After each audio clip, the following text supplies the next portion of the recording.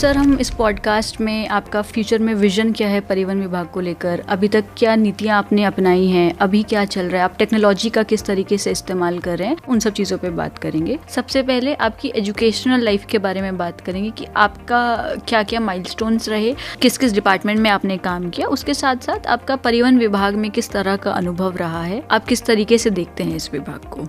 मैं आजमगढ़ से पढ़ाई शुरुआत की मैंने, वहाँ केंद्रीय विद्यालय पढ़ा, फिर यूपी बोर्ड में पढ़ा, फिर इलाहाबाद विश्वविद्यालय से मैंने बीएससी किया और फिर दर्शन शास्त्र में पोस्ट ग्रेजुएशन किया। शुरू में तो मैं एसडीएम शोकोहाबाद रहा, जसराना रहा, वहाँ 960 एकड़ का फर्जी पट्टा पकड़ा जसराना में, और फिर उसके बाद बागपत में मेरठ में और बागपत में गया।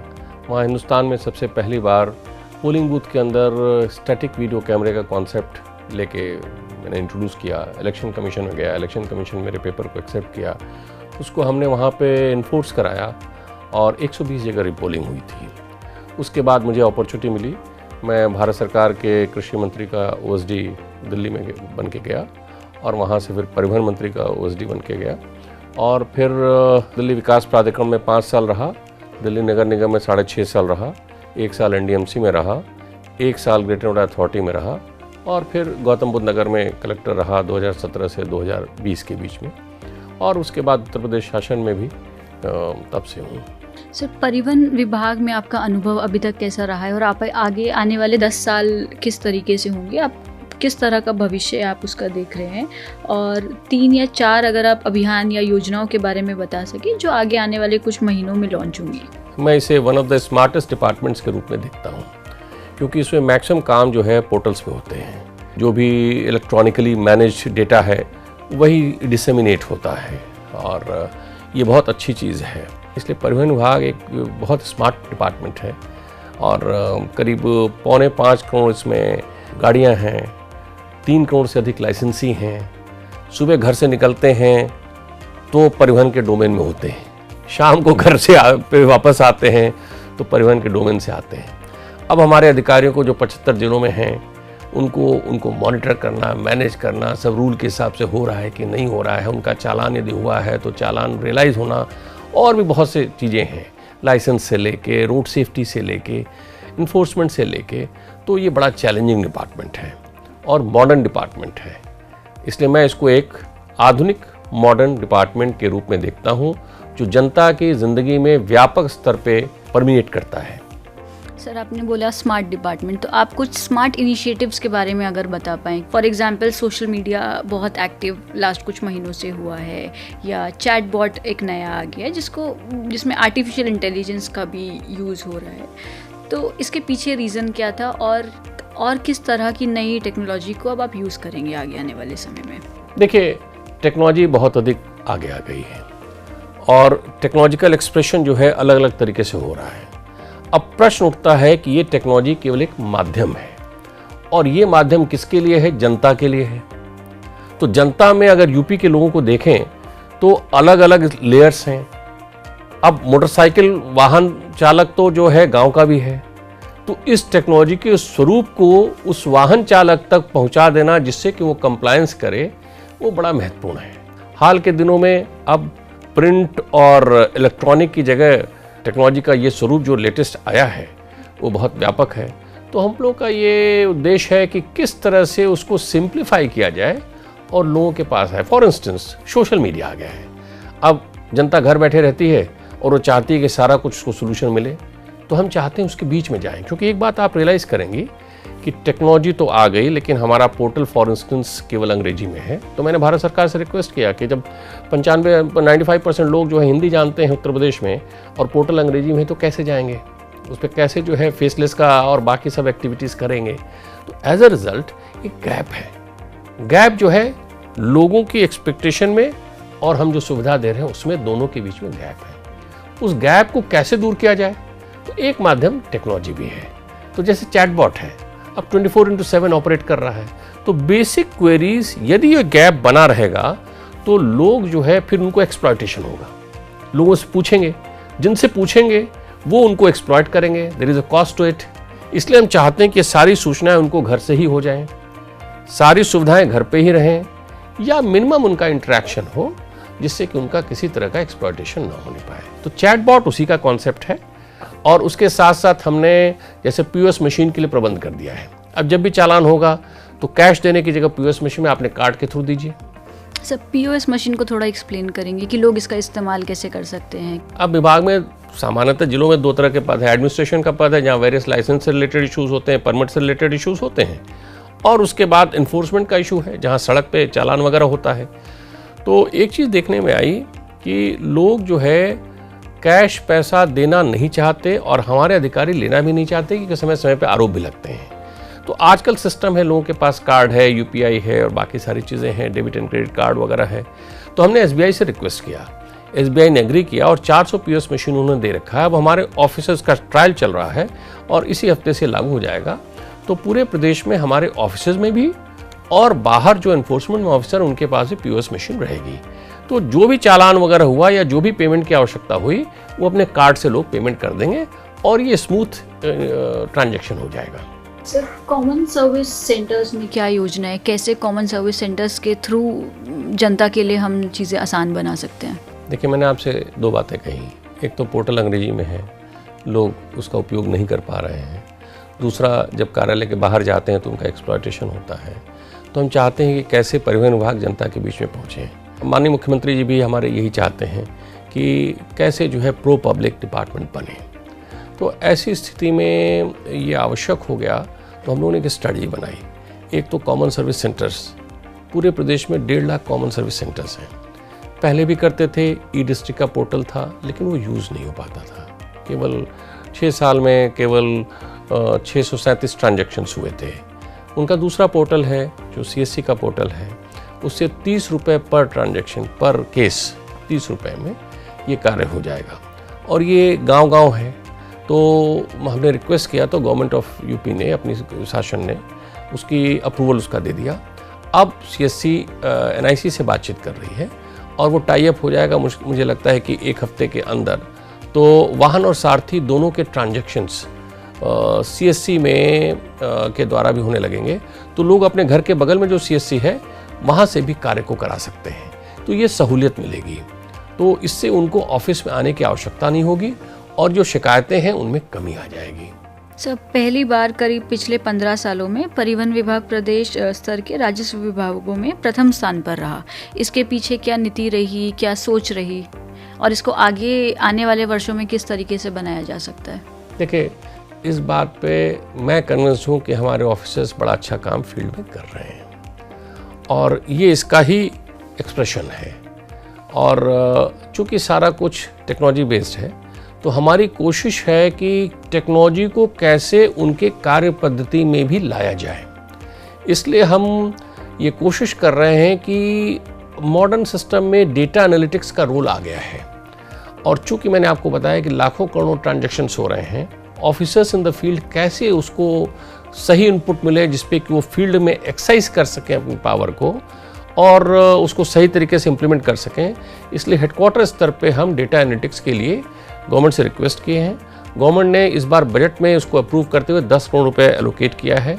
बहुत जल्दी ही हम लोग इसके लिए सेंट्रलाइज सारे पोर्टल्स को लेके डेटा एनालिटिक्स का काम शुरू करेंगे और उसके द्वारा उन बिंदुओं पे जहाँ पे फील्ड में इंफॉर्मेशन देने की आवश्यकता है जिससे कि हमारे फील्ड ऑफिसर अच्छी तरीके से उनको इन्फोर्स कर सकें, इम्प्लीमेंट कर सकें, उस पर भी हम ध्यान देंगे।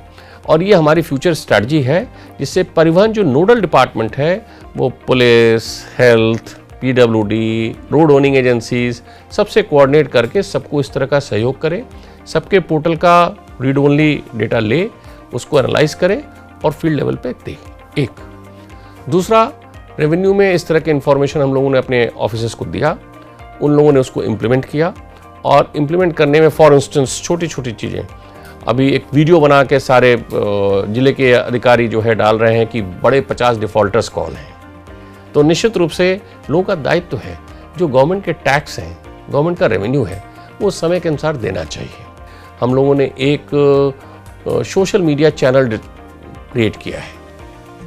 प्रदेश के हर परिवहन विभाग के अधिकारी के पास बड़े शहरों में 4 जिलों में 4 लाख और छोटे जिलों में 2 लाख का हमने बजट दिया। अब उनका सोशल मीडिया का चैनल है और उन्होंने अपना लोकल जो कस्टमाइज इश्यूज जैसे इस तरह से हैं, जो डिफ़ॉल्टर्स हैं, पेमेंट नहीं दे रहे हैं, इनके वीडियोस भी आएंगे। अपार्ट फ्रॉम द फैक्ट कि अदर वीडियोस रोड सेफ्टी पे और सुविधाएं जो हैं उनके बारे में सारी चीज़ें आएंगी। तो अधिकारी हमारे अब काम करना शुरू कर दिए हैं बहुत तेज़ी से इस आधार पे, और इसका रिजल्ट आ रहा है कि रेवेन्यू हमारा बढ़ रहा है और आगे बढ़ता रहेगा, और हम सबसे अधिक रेवेन्यू परसेंटेज टर्म में लाने वाले विभाग होंगे, इसमें कोई दो राय नहीं। सर, पुराने वाहनों से होने वाले प्रदूषण को कैसे नियंत्रित किया जा सकता है? अभी भी सड़क पर बहुत सारी गाड़ियां ऐसी होती है जिसका पोल्यूशन चेक सही नहीं है, पोल्यूशन सर्टिफिकेट नहीं है, तो उस पर क्या नीति है विभाग की?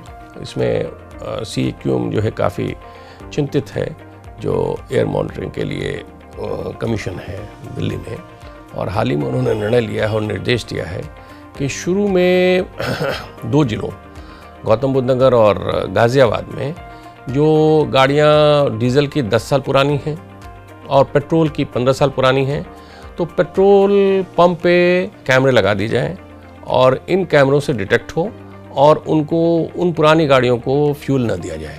ये 1 नवंबर से लागू होगा। बाकी NCR के 6 जिलों में 1 अप्रैल से लागू हो जाएगा। तो ये कॉल लेने के लिए हम लोग अब उसको जैसा निर्देश है उसको इम्प्लीमेंट करने की तैयारी में हैं, जिससे कि जनता को पता भी चल जाए, तैयारी भी हो जाए और इससे बहुत अधिक फ़ायदा भी होगा आगे आने वाले दिनों में। सर, आपने पेट्रोल पंप की बात की, तो आपका एक विशेष अभियान है नो हेलमेट नो फ्यूल, उसका आइडिया कहाँ से आया?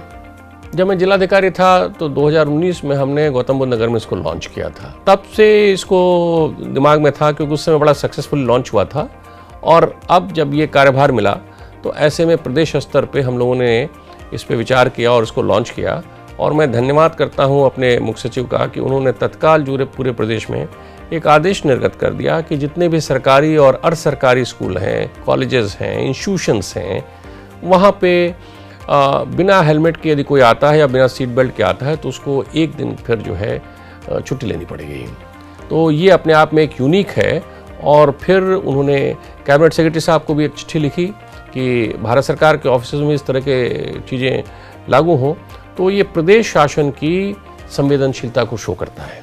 सर, जैसे पुराने वाहन हो गए बट उनको कहीं जाना होगा तो लोग खुद से जला देते हैं या खुद से उसको स्क्रैपिंग करते हैं, बट यूपी सरकार ने रजिस्टर्ड व्हीकल्स स्क्रैपिंग फैसिलिटीज़ के लिए बहुत सारे ये बना कर रखे हैं, तो उसका और लोगों को कैसे पता चल सकता है, लोगों को हम और जागरूक कैसे कर सकते हैं? हमारा विभाग लगातार प्रयास कर रहा है। देखिए, ADTC जहाँ पे ड्राइविंग ट्रेनिंग है तो उसके लिए तो नियम है कि 10 लाख पे 1, ATS पे और बाकी पे उस पे नियम है कि मैक्सिमम 3, लेकिन RVSF के लिए कोई इस तरह के नियम नहीं, वो मार्केट ड्रिवन है। तो कोई भी व्यक्ति, कोई भी कंपनी औपचारिक रूप से इन स्क्रैप सेंटर्स को खोल सकती है यदि बाकी जो है रिक्वायरमेंट्स पूरी करें, और हम सबका स्वागत करते हैं। जैसे भी ऐसे एप्लीकेशंस होंगी, पूरी होंगी, हम उनको तुरंत जो है परमिशन देंगे। ये मार्केट ड्रिवन होगा, लोग आएँ, अपने स्क्रैप सेंटर सेटअप करें।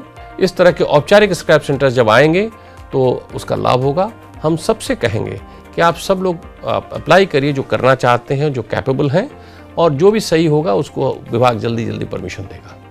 सर, अभी आपने बात की ऑटोमेटिक ड्राइविंग ट्रेनिंग इंस्टीट्यूट्स की, ऐसे ही ऑटोमेटिक टेस्टिंग स्टेशन ATS भी खोले जा रहे हैं, तो इस पर परिवहन विभाग का नियंत्रण कैसे होगा या वो किस तरीके से इसमें काम किया जाएगा? देखिए, ड्राइविंग ट्रेनिंग और टेस्टिंग के लिए सरकारी और गैर सरकारी दोनों तरह के इंस्टीट्यूशंस हैं। जैसे DTTIs हैं, DTC बन रहा है, IDTR बनेगा, और प्राइवेट भी हैं जो PPP मोड पे हैं, जैसे ADTCs हैं। तो इनके लिए तो चूंकि रूल के हिसाब से और कानून के हिसाब से केवल सरकारी लोग अधिकारी हैं, क्योंकि ये सोवरेन फंक्शन है, राज्य का फंक्शन है किसी को लाइसेंस देना या विड्रॉ करना। सड़क पे इट्स नॉट फॉर प्रॉफिट। सड़क पे व्यक्ति सुरक्षित चले तो उस सही व्यक्ति को लाइसेंस मिले या उसका रेगुलेशन राज्य शासन का।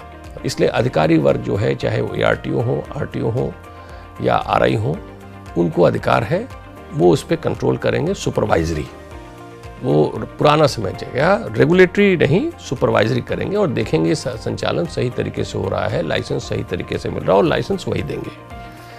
ATS के लिए भारत सरकार ने ऑटोमेटेड सिस्टम रखा है और चूंकि उसमें ATS की परमिशन परिवहन आयुक्त देते हैं, इसलिए यदि कोई दिक्कत भी आएगी, गड़बड़ होगा, तो परिवहन आयुक्त उस पर निर्णय करेंगे और एक्शन लेंगे। तो इन दोनों तरह से हम लोगों का कंट्रोल रहेगा। पब्लिक परसेप्शन क्या हो रहा है और जो डेटा आ रहा है उसकी एनालिसिस होती रहेगी। यदि कोई दिक्कत आएगी तो उसको कैसे सुधारात्मक तरीके से आगे बढ़ा जाए, इन सब चीज़ों पर विचार करके निर्णय होता रहेगा। लेकिन ये बहुत अच्छी चीज़ है जो भारत सरकार की स्कीमें हैं और जितनी जल्दी आ जाएंगी उसको कंट्रोल करने के लिए हम लोग इसमें पोर्टल्स भी बनाएंगे, फिर उसके बाद सॉफ्टवेयर से उसको कंट्रोल करना चाहेंगे, क्योंकि एक ज़िले में 3 तो 75 ज़िले हैं, 250, 500 ऐसे इंस्टीट्यूशंस आज से आगे कुछ वर्षों के बाद रहेंगे। उनको कंट्रोल करना विल बी डिफ़िकल्ट टास्क, तो that has to be done through a technological system. Sir, अभी अप्रैल के महीने में ई-रिक्शा अभियान चलाया गया पूरे प्रदेश भर में। अनरजिस्टर्ड ई-रिक्शाओं के खिलाफ अभियान चलाया गया। नाबालिग अगर कोई बच्चा है जो ड्राइविंग कर रहा है, ई-रिक्शा चला रहा है, उसके खिलाफ अभियान चलाया गया। तो क्या सोच थी इसके पीछे, क्या रीज़न था और उससे फ़ायदा क्या हुआ, और आगे आने वाले टाइम में भी क्या आपको लगता है इस तरह के अभियान आते रहेंगे? इसमें ऑनरेबल CM के निर्देश थे कि इसको रेगुलेट किया जाए। 2-3 पक्ष हैं इसमें। एक तो ई-रिक्शा सही हो, ऐसा ना हो कि असेंबल्ड हो जो रजिस्टर्ड नहीं हो। ई-रिक्शा का रजिस्ट्रेशन बहुत ज़रूरी था। हम लोगों ने देखा कि कुछ ई-रिक्शा अनरजिस्टर्ड हैं, कुछ ई-रिक्शा जो है असेंबल्ड लोकली हुए हैं, गलत तरीके से हुए हैं। और उसके अलावा किसी भी शहर में जो आपका अर्बन परिवेश है उसमें शहर के SP, पुराने समय में अब तो SSP और पुलिस कमिश्नर, वो डिसाइड करेंगे कि किसी भी मार्ग में किस प्रकार के वाहन और कितनी संख्या होनी चाहिए, क्योंकि उनको ट्रैफिक देखना है। तो इसलिए हम लोगों ने उनसे रिक्वेस्ट किया है कि आप इसको निर्धारित कर दीजिए कि किस जगह एक्सेसिस नहीं होनी चाहिए किसी भी चीज़ के। आप देखिए तो हर चौराहे पे ई-रिक्शा की भीड़ हो गई है, सो मच सो दैट कि बाकी व्हीकल्स जा नहीं सकते, लोग नहीं जा सकते। तो उनका रेगुलेशन होना बहुत ज़रूरी है। एक तो हमने उनसे ये रिक्वेस्ट किया है। दूसरा, ई-रिक्शा पे अपने अधिकारियों से कहा है कि जो गलत तरीके की ई-रिक्शा हैं उन पे अभियान चलाएं। छोटे बच्चे जो ई-रिक्शा चला रहे हैं, they are not entitled to, उनको अभियान चलाएं और उनका रजिस्ट्रेशन कराएं अगर जिनका रजिस्ट्रेशन नहीं हुआ है। लेकिन जिनका रजिस्ट्रेशन नहीं हो सकता है उनको फिर सीज करें। अब सीजर के लिए जो है डंपिंग ग्राउंड की दिक्कत है, इसलिए हमने जिलाधिकारियों से रिक्वेस्ट किया है, DM साहिबान से रिक्वेस्ट किया है कि वो अपने ज़िलों में डंपिंग ग्राउंड हमको अवेलेबल कराएं, जिससे कि हम थोड़ा सा रेगुलेटरी एक्शन भी लें। तीसरा, हमने रिक्वेस्ट किया है कि केवल रजिस्टर्ड ई-रिक्शाज ही आए मार्केट में, अनरजिस्टर्ड ई-रिक्शाज नहीं आए। लोग अपने पैसे को वेस्ट ना करें किसी के कहने पे, बाकी सब चीज़ों पे। तो जो ऑप्टिमम पर्पज़ है, मैक्सिमम नहीं होना चाहिए, ऑप्टिमम कितना कोई सड़क वहन कर सकता है ई-रिक्शा को, उसका निर्धारण स्थानीय प्रशासन हमारे अधिकारियों के साथ मिलकर निर्णय कर रहा है। और ये अभियान जो है आगे भी चलता रहेगा और हम इसको लगातार चलाते रहेंगे। माननीय मुख्यमंत्री जी का विजन है कि 2030 तक प्रदेश में सड़क दुर्घटनाओं में और मृत्यु में एटलीस्ट 50% की कमी हो। उसके लिए प्रदेश का क्या विजन है, उसको किस तरीके से एग्जीक्यूट किया जा सकता है? देखिए, माननीय मुख्यमंत्री जी ने एक निर्देश दिया है और निर्देश ये है कि 50% रोड एक्सीडेंट और डेथ में कमी होनी चाहिए उत्तर प्रदेश में। अनफॉर्चुनेटली पूरे देश में उत्तर प्रदेश इसमें नंबर 1 पे है और ये पार्ट रिग्रेटेबल है और इसके लिए हम लोग लगातार प्रयास कर रहे हैं। जैसे फॉर इंस्टेंस रोड इंजीनियरिंग की बात देख लें तो ब्लैक स्पॉट्स आइडेंटिफाई हो रहे हैं। आप अवगत हैं कि सभी जिलों में डिस्ट्रिक्ट रोड सेफ्टी कमेटीज़ हैं जिलाधिकारी की अध्यक्षता में। भारत सरकार का निर्देश है, प्रदेश शासन का निर्देश है कि मासिक लेवल पे उनकी मीटिंग्स हो। रोड सेफ्टी के एजेंडा को प्राइम एजेंडा बनाते हुए सभी विभाग उसमें आते हैं, कैसे उनको कार्यान्वित किया जाए, उनका कार्यान्वयन हो रहा है कि नहीं हो रहा है, क्या दिक्कतें हैं, उनको कैसे सुधार किया जाए, ये किया जाए। तो इंजीनियरिंग पार्ट, रोड इंजीनियरिंग भी उसी का हिस्सा है, एक हो गया। दूसरा, हम लोगों को एजुकेट भी कर रहे हैं व्यापक स्तर पर, अलग अलग तरीके से इलेक्ट्रॉनिकली भी कर रहे हैं, सोशल मीडिया के द्वारा भी कर रहे हैं, स्कूल कॉलेजेस में भी जा रहे हैं, अलग अलग एज ग्रुप्स को भी देख रहे हैं, चैटबॉट लेटेस्ट है, वहाँ से भी एजुकेट करना शुरू किया है। तीसरा जो है एक रेगुलेटरी पार्ट है। लेकिन रेगुलेटरी पार्ट पे बाद में आऊँगा। सबसे पहले भी हाल में उत्तर प्रदेश सरकार ने एक बहुत अच्छा इंतजाम किया है कि प्राइवेट बसेस के लिए भी बस अड्डों का इंतजाम के लिए स्कीम निकाली है। अब ये स्कीम जो है प्राइवेट सेक्टर की आएगी, जिसमें जिलाधिकारी की कमेटी जो है वो उसकी अध्यक्षता करेगी और निर्णय करेगी। जो अर्बन इलाके हैं वहाँ पे 5 किलोमीटर के अंदर ऐसी व्यवस्थाएं होंगी। तो उससे क्या होगा कि ड्राइवर्स वगैरह को एक देखा जा रहा है कि उसमें बहुत अधिक उनको नींद आ रही है, दे आर ओवर यूज्ड। तो बीच में अगर रुकेंगे, थोड़ा सा रेस्ट करेंगे तो शायद बेहतर तरीके से गाड़ी चलाएंगे। अब मैं आ रहा हूँ रेगुलेटरी पार्ट पे। रेगुलेटरी पार्ट पे देखिए, एजुकेशनल पार्ट तो काफ़ी हो रहा है, लेकिन अब लाइसेंस और परमिट पे भी हम ज़रा सा ध्यान देंगे और हम डेटाबेस से निकाल रहे हैं डेटा, और जो लोग सबसे अधिक वॉयलेट कर रहे हैं उनका ड्राइविंग लाइसेंस सस्पेंशन और कैंसिलेशन पे आगे हम बढ़ेंगे। दूसरा, जो गाड़ियाँ ऐसी हैं जो ओवरलोडेड हैं और जो शेप उनका जो है और अधिक बढ़ गया है फॉर प्रॉफिट इंटरेस्ट, और स्कूल बसेस हैं जिस पे ध्यान नहीं दिया जा रहा है, उनका प्रॉपर तरीके से रखी नहीं गई हैं बसेस, और तो ऐसे फिटनेस नहीं है, ऐसी गाड़ियों के लिए अब हम उनके परमिट के कैंसिलेशन, सस्पेंशन और कैंसिलेशन के लिए भी स्टेट ट्रांसपोर्ट अथॉरिटी को लिख रहे हैं। चूँकि शासन के विशेष सचिव स्टेट ट्रांसपोर्ट अथॉरिटी के चेयरमैन हैं, तो मैं उनसे रिक्वेस्ट कर रहा हूँ कि वो इस पर ज़रा टफ एक्शन लें, टाइम बाउंड लें, जिससे कि एक रेगुलेटरी पार्ट ये भी जो होना चाहिए। और तो मैंने आपको कहा कि एजुकेशनल पार्ट, इंजीनियरिंग पार्ट, और एक जो है जैसे कोई घटना घटती है एंड मौके पे हम एम्बुलेंसेस वगैरह पहुंच जाएं। इसके लिए हमने हेल्थ डिपार्टमेंट से रिक्वेस्ट किया है कि केवल जो है 108 के ही नहीं, बाकी जो प्राइवेट एम्बुलेंसेस हैं उनका डेटाबेस भी इंटीग्रेट करके, और जैसे हमारे आजकल टैक्सी का कल्चर है, ओला उबर, उस तरह के कल्चर में मुफ्त में, लेकिन लोग नंबर डायल करें और उनको सुविधा प्राप्त हो जाए। फिर भारत सरकार से रिक्वेस्ट किया है कि इमरजेंसी में जो लोग कॉल करते हैं वहाँ 1800 151 नंबर है, तो केवल 151 कर दिया जाए। तो इस तरह की बहुत से फ्रंट्स पे हम लोग काम कर रहे हैं। एक पार्ट और कर रहे हैं, हमारे अधिकारी भी सही रूल रेगुलेशन जाने, उसको इम्प्लीमेंट कर सकें, इसलिए रायबरेली के IDTR को हमने इंस्टीट्यूट ऑफ एक्सीलेंस के रूप में डिक्लेयर किया है। अब वहाँ हम अधिकारियों की और कर्मचारियों की ट्रेनिंग भी लगातार करते रहेंगे, so that they are aware of all the latest rules regulations related to road safety, licence, permit etcetera. तो उस पर भी हम लोग लगातार कार्य कर रहे हैं। सर, इसके अलावा गुड समैरिटन की एम्बुलेंस, अगर किसी का एक्सीडेंट होता है तो वो एम्बुलेंस बुला सकते हैं, खुद हॉस्पिटल जा सकते हैं, बट कभी कभार सिचुएशन ऐसा भी होता है कि वो लोग नहीं किसी का मदद ले सकते, तो गुड समैरिटन जो एक भारत सरकार की स्कीम है, अब उन्होंने 25,000 रुपये उस तक कर दिया है, और जनता से हम रिक्वेस्ट कर रहे हैं, क्योंकि उनके ऊपर कोई भी आरोप प्रत्यारोप नहीं आएगा, वो ऐसे लोगों में जो घटनाएं हो रही हैं उनमें आगे बढ़ें और आगे बढ़ के उनकी मदद करें, और उनको 25,000 तक का सरकारी लाभ भी मिलेगा, और सबको आगे आना चाहिए। एंड मौके पे जो घटनाएं हैं वहाँ जनता जो इस समय स्थिति में, लोग स्थिति में नहीं है कि किसी को फ़ोन कर सकें, पहुँच सकें, अगर कोई सड़क पे व्यक्ति आता है तो मैं कहूँगा कि आपका स्वाभाविक जो है कार्य होना चाहिए कि आप उनकी मदद करें, और भारत सरकार की स्कीम बहुत ही अच्छी है, लोग उसको फॉलो करें। सुरक्षित ड्राइविंग के लिए और कैसे जागरूक किया जा सकता है लोगों को? जो औपचारिक रूप से ड्राइविंग स्टेशन आ रहे हैं, जैसे फॉर इंस्टेंस 15 DTTIs हैं, तो इन DTTIs को प्रदेश शासन ने बनाया है। अब हमने रिक्वेस्ट किया है नेशनल स्किल डेवलपमेंट कॉरपोरेशन से। नेशनल स्किल डेवलपमेंट कॉरपोरेशन ने no profit no loss basis पे उसको रन करने के लिए अपनी सहमति दे दी है। ये प्रस्ताव शासन स्तर पे गया है। देखिए, समाज में एक अच्छा स्टैंडर्ड भी होना चाहिए जिसको कि लोग फॉलो करें। तो अब वो लोगों को ड्राइविंग की ट्रेनिंग देंगे, जिनको जो है रिफ्रेशर कोर्स है उनको भी आवश्यकता होगी, जिन लोगों ने बहुत अधिक गलतियां की हैं और हम लोग चाहेंगे कि उनको रीट्रेन किया जाए वो भी होगा। तो इस तरह की चीज़ें, प्लस अच्छे ड्राइवर्स अगर रहेंगे जो नेशनल इंटरनेशनल स्टैंडर्ड के, जैसा कि हम लोग इसको सोच रहे हैं, तो नेशनल इंटरनेशनल मार्केट में भी ड्राइवर्स की जो आवश्यकताएं हैं वो उत्तर प्रदेश पूरी कर सकेगा, या पूरी नहीं करेगा, एक हिस्सेदारी जरूर करेगा।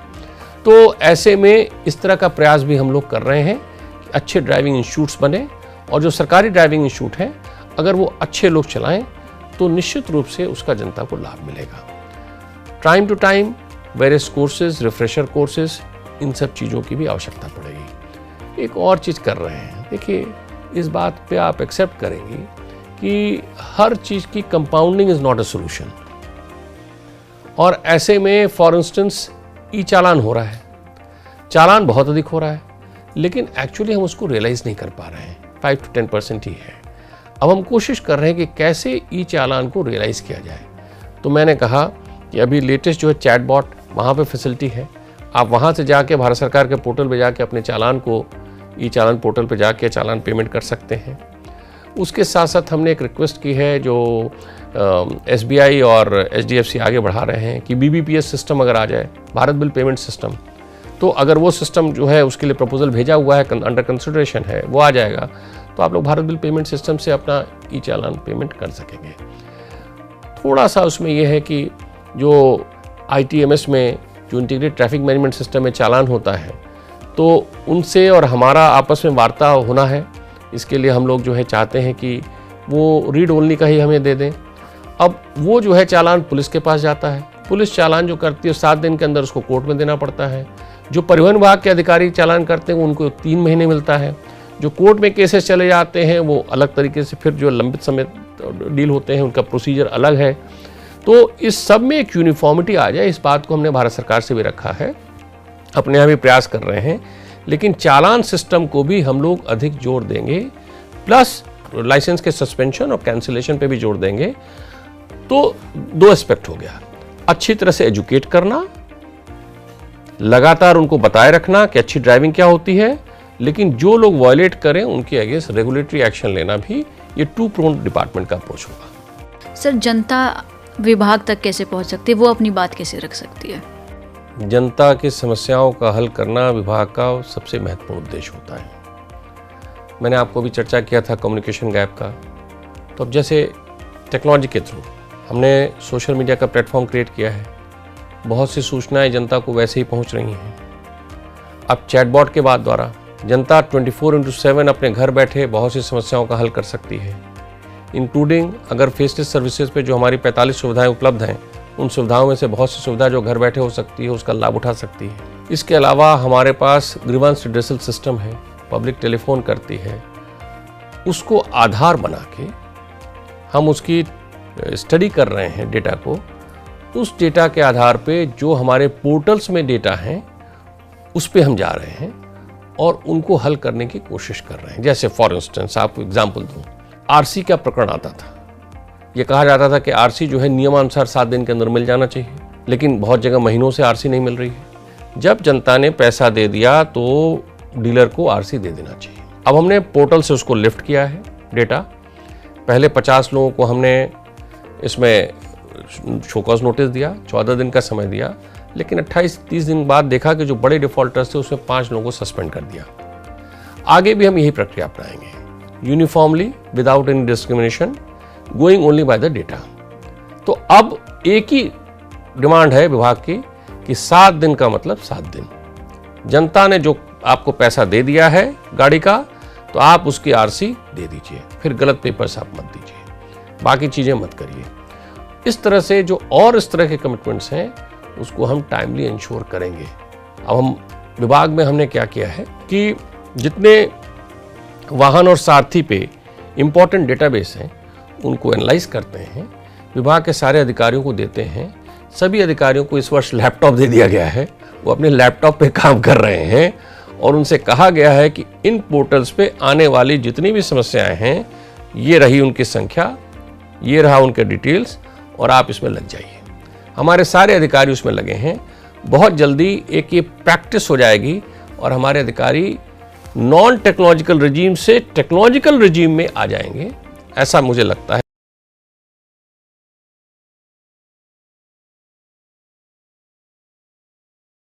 का समाधान हम आसानी से करेंगे और जनता सेटिस्फाइड रहेगी, ऐसा मेरा मानना है। सर, आगे आने वाली कुछ महीनों में अगर कोई अभियान हो, कोई स्कीम्स हो जिसके बारे में आप बताना चाहेंगे?